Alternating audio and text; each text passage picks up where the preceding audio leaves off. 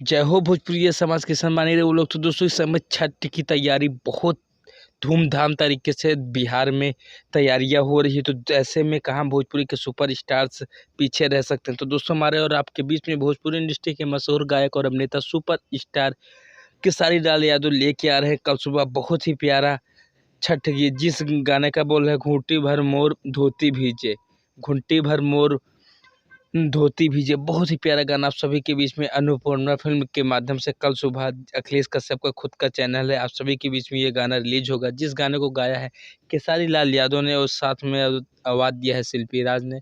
हालांकि दोस्तों इस गाने के राइटर जो है वो अखिलेश बाबा हैं, वही अपने लेखन से इस गाने को लिखा। तो कल सुबह अन्नपूर्णा फिल्म पे बहुत सारा प्यार और आशीर्वाद दें फर्स्ट छठ गीत का। और जी हाँ दोस्तों, जैसे जैसे आप अपने पसंदीदा भोजपुरी म्यूजिक चैनल को तुरंत ही सब्सक्राइब कर लीजिएगा, क्योंकि भोजपुरी स्टारों से जुड़ी हर छोटी छोटी खबर सबसे पहले आप सभी को केवल भोजपुरी म्यूजिक चैनल पे ही देखने को मिलेगा। फटाफट